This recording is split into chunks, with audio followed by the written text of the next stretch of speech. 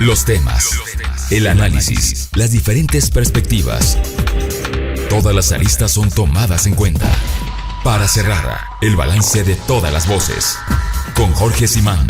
Para cerrar, iniciamos. ¿Qué tal? Muy buenas tardes. Soy Jorge Simán, esto es Para Cerrar y hoy en el marco de la Feria Internacional del Libro UNACH 2023 damos cuenta de la participación del profesor emérito por la Universidad de Costa Rica, José María Gutiérrez. Así también la oportunidad de platicar con Camilo Retana acerca de lo que es su nueva obra, Enseres. Damos cuenta de ello. Acompáñenme. Bienvenidos. Para cerrar. Me es muy grato saludar y así también la oportunidad de estrechar y compartir con el profesor emérito por la Universidad de Costa Rica, José María Gutiérrez. Profesor, qué gusto Jorge, saludarte un gusto para mí. Tenerte por acá en Chiapas, en nuestro marco inigualable que es la Feria del Libro Internacional UNACH 2023. Exactamente. Qué gusto tenerte por acá en Chiapas, bienvenido, y pues mucho que platicar, mucho que saber acerca de lo que es Latinoamérica y su desarrollo en materia de educación. Un reto inigualable, un reto que para nuestro siglo XXI representa mucho de lo que es el desarrollo de la sociedad. Y aquí muchas aristas que también intrínseco viene lo que es la democracia y lo que son las posibilidades de desarrollo en Latinoamérica. Así es, la Universidad Latinoamericana es una institución fundamental en la historia de nuestros países. Desde la reforma de Córdoba, que fue un proceso promovido por los estudiantes de la Universidad de Córdoba en 1918, la Universidad Latinoamericana adquiere una identidad y una característica muy propia, ¿verdad? Sí. Que combina la democratización en el acceso de los estudios, el cogobierno estudiantil, y que combina también la autonomía y la proyección a la sociedad, ¿verdad? Sí. Para contribuir con el desarrollo social, dar oportunidades a estudiantes de sacar sus carreras y también aportar con conocimiento a los problemas de la sociedad. Entonces, la Universidad Latinoamericana se ha convertido en una institución fundamental para nuestros países, un motor de desarrollo y de bienestar. Ahora, estamos en una coyuntura complicada porque hay fuerzas y tendencias políticas que procuran instrumentalizar a la Universidad Latinoamericana para que se adapte a sus propios proyectos de desarrollo, que generalmente son proyectos hegemónicos que en este momento dominan en América Latina, que son proyectos más centrados solamente en el desarrollo económico, no favorecen el pensamiento crítico, no favorecen el cultivo de disciplinas que no tienen un impacto económico. Entonces, en este momento la Universidad Latinoamericana se debate en esa coyuntura y en eso resulta fundamental mantener la autonomía para mantener el ethos, los valores esenciales de la Universidad Latinoamericana, que son la procura de la excelencia y la búsqueda del bien común, sobre todo. Claro, no seguir modelos, no seguir modelos europeos. Estamos hablando de la identidad propia como latinoamericanos, pero esto no es fácil. No es fácil porque hay proyectos desde los años 80 del siglo pasado, un proyecto hegemónico, político, económico, cultural muy fuerte que busca reducir los espacios que tienen y han tenido las universidades latinoamericanas, lo que nos permite mantener nuestra acción y nuestra posición de pensamiento creativo, de pensamiento crítico, de análisis continuo de la realidad de nuestros países, es precisamente la autonomía, que es un valor que hay que defender a toda costa, ¿verdad? Entonces, ahora, esta parte precisamente en la búsqueda de la identidad propia, en el surgir de una nueva, vamos a decir, sociedad, con unos nuevos motores en los cuales su desarrollo intrínseco viene no solo la pluralidad de lo que significa la Latinoamérica unida, sino también lo que son los factores hoy de vertientes económicas, sociales, políticas, que sin duda alguna la universidad y el desarrollo de esta nuestra cultura debe dar matices muy claros de lo que son precisos datos de esta nuestra identidad propia. claro. Pero que en también transcurrir del tiempo no hay hoy todavía una estructura consolidada de lo que es la Latinoamérica en cuanto a su desarrollo, manifiesto precisamente en esto, de una educación, vamos a decir, concreta. Sí, América Latina está en una situación histórica muy complicada, ¿verdad? Porque en el momento actual donde el tablero geopolítico internacional se está reacomodando y nos estamos dirigiendo hacia lo que se llama el multilateralismo, ¿verdad? No aquello de que hay un gran imperio que domina todo, sí, sino que hay focos diversos de geopolíticos. América Latina tiene la responsabilidad o el reto de ubicarse en ese tablero geopolítico como una región con características propias, con una región con objetivos propios, una región que busca el bienestar de las mayorías de sus habitantes.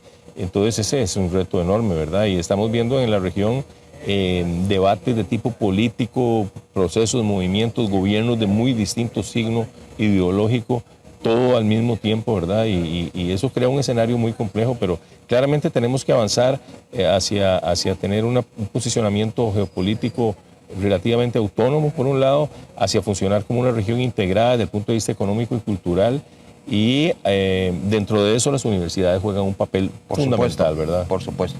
En esto el desarrollo de la sociedad, en lo que es el nivel del cual hoy Latinoamérica empuja y trata precisamente es una identidad, pero también una suma con una globalización que sin duda alguna la tecnología también da cuenta de ello.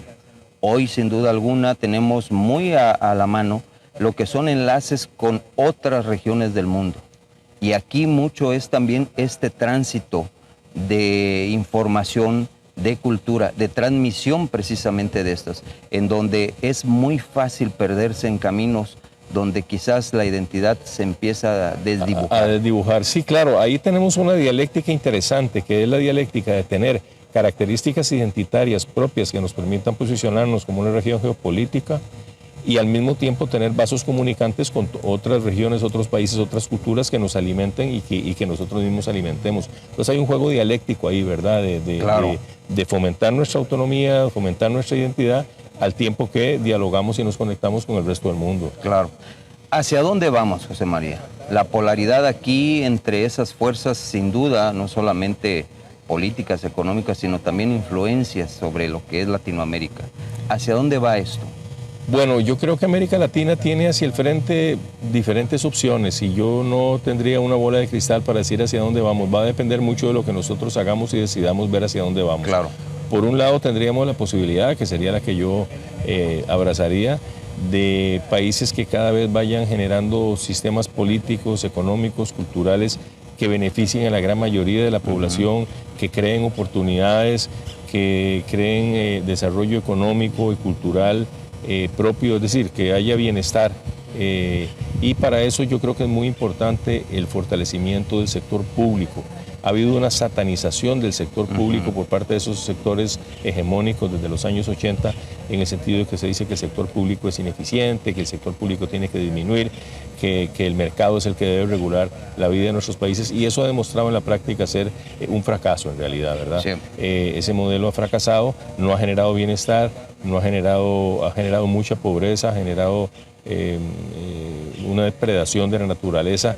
Entonces yo creo que tenemos que buscar nuestra vía de desarrollo, yo creo que fortaleciendo el Estado con instituciones fuertes, y por eso las universidades públicas autónomas son tan importantes, claro. La salud, la educación pública, la energía, etcétera, que estén en manos soberanas, digamos, de los estados nacionales, y pues emprender rutas de desarrollo donde el bienestar permee a la mayoría de la población, y no como está ocurriendo ahora en muchos países, que hay un sector muy beneficiado con el modelo de desarrollo económico, extremadamente beneficiado, un sector ampliamente enriquecido, y amplios sectores empobrecidos y dejados de lado en el desarrollo. Parte de esto lo tocaste muy bien, lo que es el desarrollo de la sociedad y de estos sectores empobrecidos, donde desgraciadamente también pareciese que el desarrollo cultural, el desarrollo de la democracia en base a no llega a tiempo. Y vemos a distancia desde este hemisferio, parte norte, donde el cono sur lo vemos a distancia, con unas sin duda rutas distintas, pero que al final son los mismos caminos en la búsqueda de una democracia y de un desarrollo a partir de la universidad, a partir del desarrollo de la cultura, precisamente que esto dé en la educación una base sustentable para pues seguir y crear en esto más a la democracia. Correcto. Yo creo que el hecho de que este modelo de desarrollo que ha operado desde los años 80 del siglo pasado ha generado grandes masas de personas empobrecidas en nuestros países, no haya generado las oportunidades que prometió generar, nos indica que esa ruta por ahí, esa ruta donde el mercado regule todas las interacciones de las personas y de las sociedades y las instituciones, no funciona. Claro. Yo creo que ya la historia ha demostrado que eso no funciona y necesitamos entonces sistemas a donde haya mucho más racionalidad social, mucho más participación del Estado en la distribución de la riqueza, políticas tributarias mucho más justas y progresivas, que garanticen que el bienestar permee al grueso de la población. Yo creo que ahí está nuestro gran reto político, claro, ¿verdad? Ahora, hay muchos matices, ¿verdad?, en América Latina y hay muchas formas de buscar ese bienestar colectivo y de hecho se están haciendo experimentos muy interesantes en muchos de nuestros países. Algo que preocupa mucho es que precisamente estos sectores mayoritarios de la población, frustrados porque los modelos de desarrollo prevalecientes no les han generado bienestar, no les han abierto oportunidades, no les han incorporado al desarrollo, son sectores que muchas veces entonces recurren a renunciar a la democracia y a buscar vertientes autoritarias. Lo estamos viendo en Sudamérica con una serie de dirigentes que amenazan con acceder a la presidencia de la República. Sí. Por ejemplo, el caso de Argentina, una persona que cuestiona totalmente el papel del Estado, que dice que todo hay que privatizarlo, que la empresa privada es la que va a garantizar el bienestar. Y sorprende que muchas personas piensen votar por una persona así. Entonces hay una desesperanza, digamos, para la cual las universidades tienen un papel muy importante, porque esa desesperanza se lucha contra esa desesperanza gracias a la cultura, gracias al pensamiento crítico, gracias a la reflexión permanente, ¿verdad?, que es algo que las universidades proveen en nuestros países. Por supuesto. Aquí un papel importante, lo que es la universidad y la pertenencia a la sociedad, y que la sociedad amalgame en esto hacia la universidad lo que es las líneas conductoras para poder alcanzar, sin duda alguna, no solo un esquema cultural, desarrollo educativo, sino también la búsqueda en lo que es un desarrollo per se, la democracia, la participación ciudadana y por ende también mucho de lo que son los caminos que hoy sin duda Latinoamérica y el Caribe necesitan más en este fomento. Sí, las universidades tienen varias características muy importantes en nuestras sociedades y una de ellas es que son centros de pensamiento reflexivo crítico de la realidad permanentemente. Eso lo garantiza la autonomía, porque estas fuerzas políticas que controlan nuestros países quisieran que las universidades no ejercieran ese papel de pensamiento crítico porque cuestionan el status quo. Por supuesto. ¿Verdad? Entonces, al ser centros de pensamiento crítico, de reflexión y de contacto muy estrecho con la sociedad, las universidades son un motor de reflexión, de plantear consideraciones, de buscar rutas alternativas. Y en este escenario cultural donde es necesario que la población tenga reflexión permanente sobre lo que está pasando, sobre cuáles son las mejores opciones políticas que hay, este papel de la universidad es muy importante. Sin duda, sin duda. Mucho que platicar precisamente en esto y es un tema sin duda con grandes vertientes, José María, pero desgraciadamente, como dicen, el tiempo también es un tanto nuestro enemigo y hoy pues dejamos en este momento la plática, sin duda mucho en el contacto que tendremos hacia contigo en este marco inigualable que es la Feria Internacional del Libro UNACH 2023. José María Gutiérrez, profesor emérito por la Universidad de Costa Rica, muchas gracias. Muchas gracias y quisiera aprovechar la oportunidad para agradecer enormemente a la Universidad Autónoma de Chiapas la invitación que nos hizo para participar en esta 10ª Feria Internacional del Libro. Nos hemos sentido muy honrados, hemos venido una delegación de Costa Rica y quisiéramos estrechar más los lazos con la Universidad Chiapaneca. Con gusto, con gusto. Muy amable. Muchas gracias. Jorge, muchas gracias. Continuamos. Para cerrar. En el marco de lo que es la Feria Internacional del Libro UNACH 2023, pues nos encontramos y gracias Camilo Retana por este espacio en la presentación también del libro Enseres. Y hoy pues la oportunidad precisamente de esto, de darlo a conocer a nuestra sociedad, a nuestro pueblo. ¿Cómo va este libro? ¿Por qué? ¿Y cuáles son las líneas en las que, Camilo, te inspiraste precisamente en ello? Bueno, Jorge, primero que nada, encantado de estar en tu programa. Muchas gracias a ustedes por este espacio para hablar sobre mi libro. Y bueno, muchas gracias a los organizadores y organizadoras de la feria, de la 10ª Feria del Libro de acá de Chiapas. Es una ventana magnífica para venir a hablar sobre nuestros trabajos como invitados de la Universidad de Costa Rica. Y bueno, este libro es un libro que surge de un trabajo anterior, sí, dedicado al tema de la moda, un libro, digamos, más grande y abarcador, y a partir del cual me quedó la espinita de trabajar sobre un problema cultural colindante con la moda, que es el tema del disfraz. Correcto. Me parecía que era un tema poco abordado en la literatura teórica, no solo de filosofía, yo vengo de filosofía, sí, sino en general de las ciencias sociales. De ahí que me propuse hacer un libro que intenta generar algunas líneas generales para abordar el tema del vestido en tanto problema antropológico, sociológico, correcto, cultural. Pero aquí la parte, como bien dices, el disfraz. Y el disfraz quizás mucho en esto es no solamente en un atuendo, sino también en la forma de conducirnos. ¿Cómo no? ¿Cómo no? Sí, de las pocas abordajes teóricos que hay acerca del disfraz, en los pocos abordajes teóricos que hay sobre el disfraz, tiende a descartarse, a despacharse rápidamente el tema del disfraz como un asunto meramente aparencial, relacionado con el aspecto y no con la persona. Y a mí me parecía que en el disfraz se jugaba bastante más que eso y sí, que el disfraz augura ciertos tipos de identidad que el vestido habitual no. Claro. De manera que me interesaba explorar a qué tipo de posibilidades subjetivas alienta el disfraz, qué sí, tipo de expresiones culturales permite y también sobre todo qué tipo de vivencias del cuerpo permite el disfraz que la ropa habitual no. Entonces, el libro, de hecho el libro tiene mucho que ver con México y con Chiapas en particular, sí, puesto que analizo algunas expresiones, por ejemplo, políticas del disfraz que tienen que ver con Marcos y el Ejército Zapatista de Liberación Nacional. También hay una parte que tiene que ver con el Chapulín Colorado, sí, varias expresiones vestimentarias de la cultura popular mexicana y de la cultura política mexicana, que me parecía que demostraban justamente esta idea que sustenta el libro, según la cual en el disfraz se juegan posibilidades políticas, subjetivas y culturales que es necesario tomarse en serio desde la teoría. Y a veces hablamos de identidad, en una identidad donde obviamente como personas queremos emular o tratar de en esto compaginar con quienes o admiramos o en esto desdeñamos.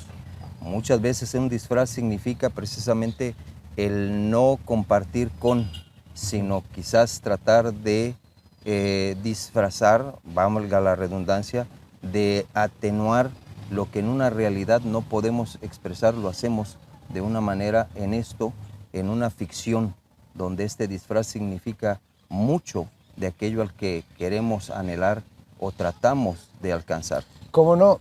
A mí me parece interesante esa doble faz del disfraz. En un momento del libro yo digo que el disfraz disimula, pero también simula. Cierto. Tiene esas dos facetas el disfraz, por un lado de ocultar o de negar ciertos atributos frente a la mirada de los otros, pero en el libro me intereso más por esa otra faceta en la cual el disfraz permite cosas, ¿no? Sí. Como lo que yo llamo como una faceta positiva del disfraz. Que todas las culturas, Jorge, tienen ceremonias y espacios sociales, fiestas, sí, donde estos usos positivos del disfraz aparecen. Pero sin duda no se puede negar también que el disfraz es un mecanismo de ocultamiento también. Por supuesto, ¿no? Por supuesto. Y bueno, un poco en esa tensión se mueve el libro, entre esos mecanismos, entre esas posibilidades que tiene el disfraz de ocultar ciertas cosas y demostrar otras. Sí.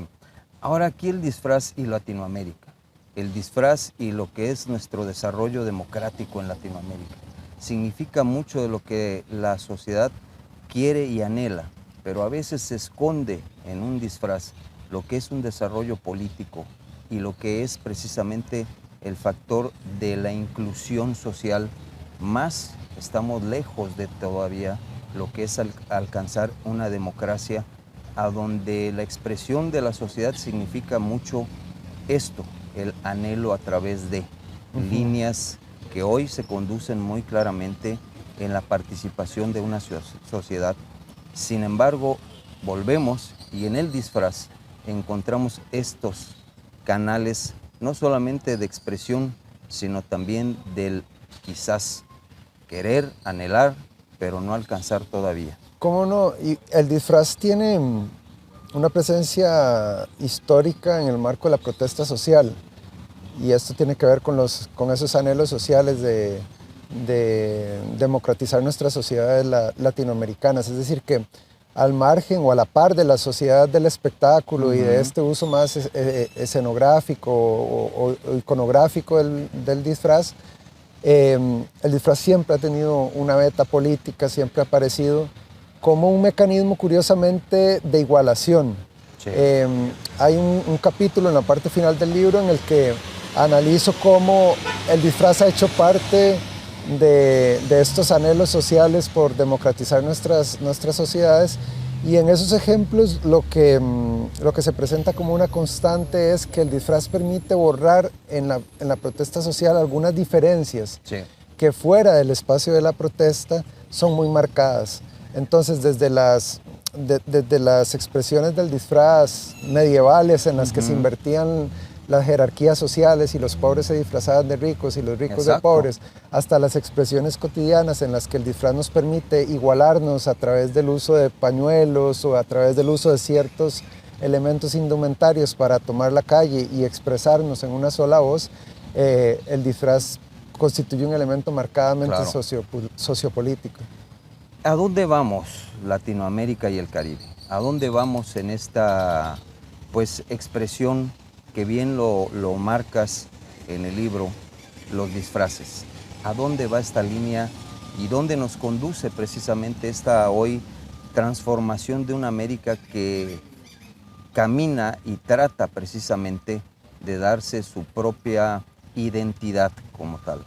Yo creo que en ese sentido el disfraz se mueve en dos líneas temporales, una que tiene que ver con el acervo patrimonial y cultural de los pueblos, pero otra que tiene que ver, como bien señalás, Jorge, con la proyección de futuro y nuevas posibilidades para los cuerpos. Sí.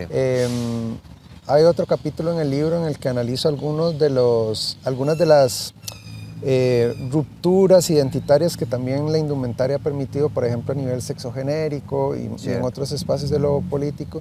Y yo creo que ahí el disfraz tiene un rol interesante en el tanto proyecta nuevas posibilidades culturales, nuevas identidades, nuevas formas corporales de ser que no conoce nuestro presente, ¿no? Así que creo que el disfraz también ensancha el campo de lo posible en términos del cuerpo y la subjetividad. El anhelo siempre como tal. El anhelo de construir otras formas corporales, de construir otras sociedades, otras formas de interrelacionamiento social, que es lo que tiene el tema de la fiesta, ¿no? En la fiesta, que aparentemente es que muchas veces se ve como un espacio social que simplemente suspende la cotidianidad y tiene un carácter efímero, etc. Sin embargo, en la fiesta hay algo de proyectar futuro. En el uso que la fiesta hace del disfraz, se abren nuevas posibilidades, se proyectan nuevas posibilidades del cuerpo y se abren porvenires. Sí. Costa Rica en el marco de lo que es la Feria del Libro, y mucho en cuenta lo que es precisamente, Camilo, esta presentación de tu libro.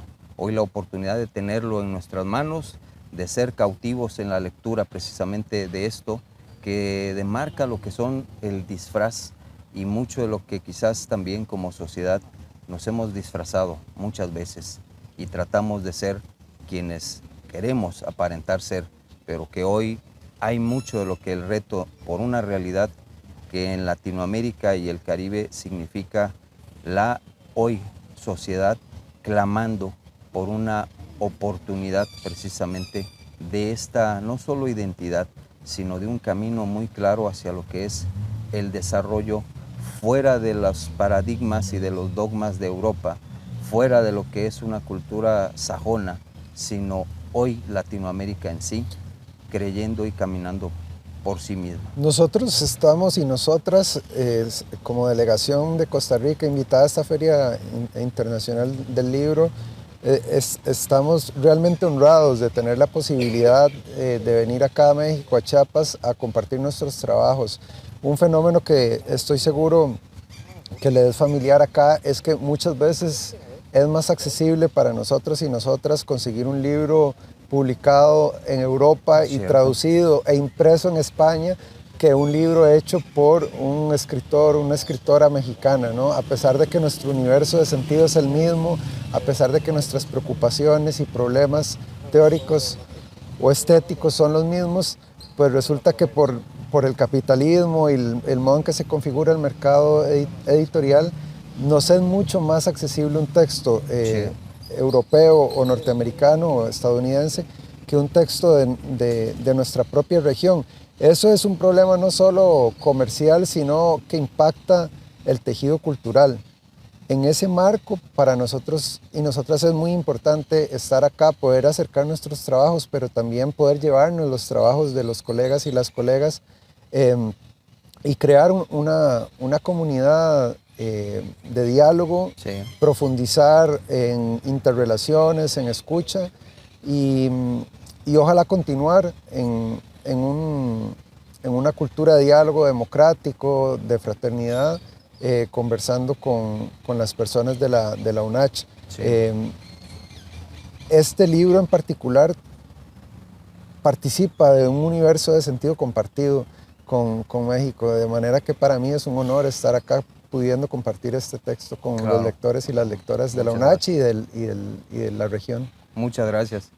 Pues enhorabuena en esto, Camilo, y pues el mejor de los éxitos hoy en la pues ya última jornada de lo que es esta nuestra Feria Internacional del Libro aquí en la UNACH 2023. Muchas gracias y enhorabuena. Muchas gracias, Jorge, y muchas gracias a las personas que nos acompañaron. Camilo, muchas gracias. Continuamos.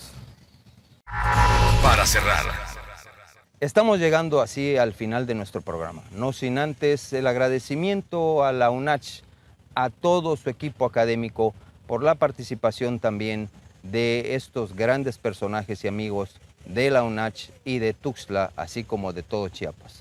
Doy cuenta también el agradecimiento a todo nuestro equipo de producción y postproducción, pero más aún, el agradecimiento a usted, que nos sigue cada viernes, 6:30 de la tarde. Soy Jorge Simán. Esto fue Para Cerrar. Aquí termina nuestro programa y comienza el fin de semana. Muchas gracias, estaremos en contacto. Sonría, todo va a estar bien. los temas, el análisis, las diferentes perspectivas. Todas las aristas son tomadas en cuenta. Para cerrar, el balance de todas las voces. Con Jorge Simán. Para cerrar.